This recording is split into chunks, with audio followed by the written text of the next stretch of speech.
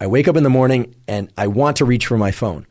But I know that even if I were to crank up the brightness on that phone screen, it's not bright enough to trigger that cortisol spike and for me to be at my most alert and focused throughout the day and to optimize my sleep at night. So what I do is I get out of bed and I go outside. And if it's a bright, clear day and the sun is low in the sky or the sun is, starting to get overhead, what we call low solar angle, then I know I'm getting outside at the right time. If there's cloud cover and I can't see the sun, I also know I'm doing a good thing because it turns out, especially on cloudy days, you want to get outside and get as much light energy or photons in your eyes. But let's say it's a very clear day and I can see where the sun is. I do not need to stare directly into the sun. If it's very low in the sky, I might do that because it's not going to be very painful to my eyes. However, if the sun is a little bit brighter and a little bit higher in the sky, sometimes it can be painful to look at. So the way to get this sunlight viewing early in the day is to look toward the sun.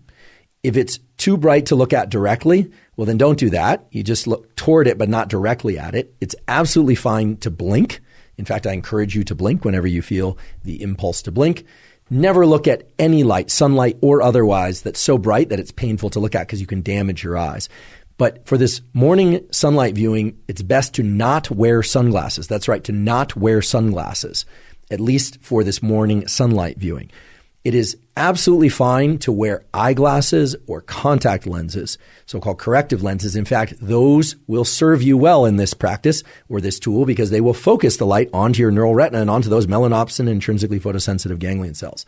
If your eyeglasses or contact lenses have UV protection, that's okay. There's so many different wavelengths of light coming from the sun, and they are bright enough that they will trigger the mechanisms that you want triggered at this early time of day.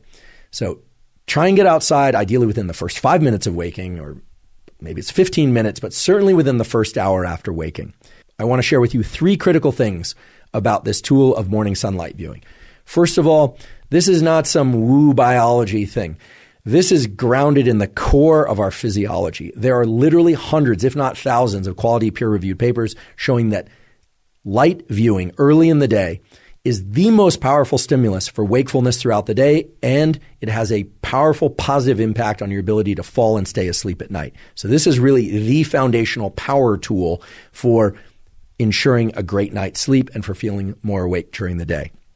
Second of all, if you wake up before the sun is out, you can and probably should flip on artificial lights in your internal home environment or apartment or wherever you happen to live if your goal is to be awake.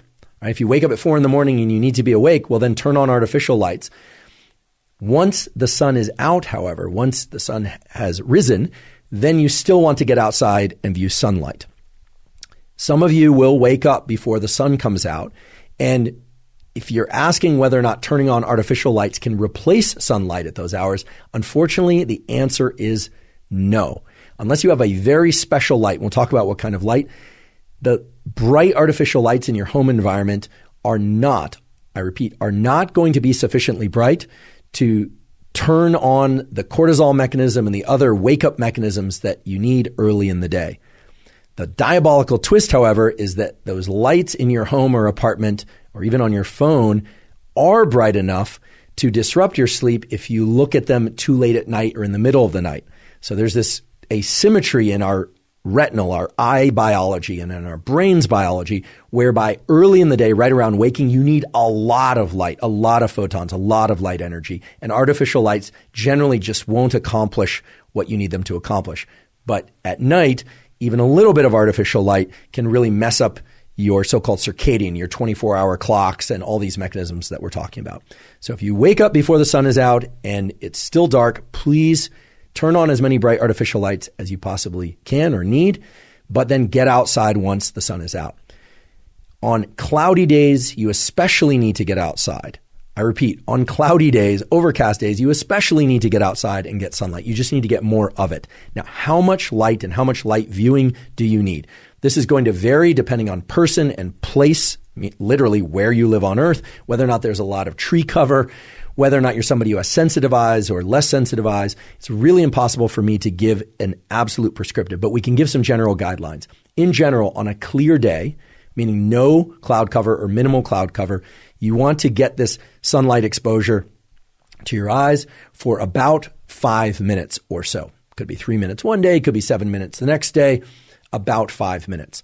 On a day where there's cloud cover, so the sun is just peeking through the clouds or it's more dense cloud cover, you want to get about 10 minutes of sunlight exposure to your eyes early in the day.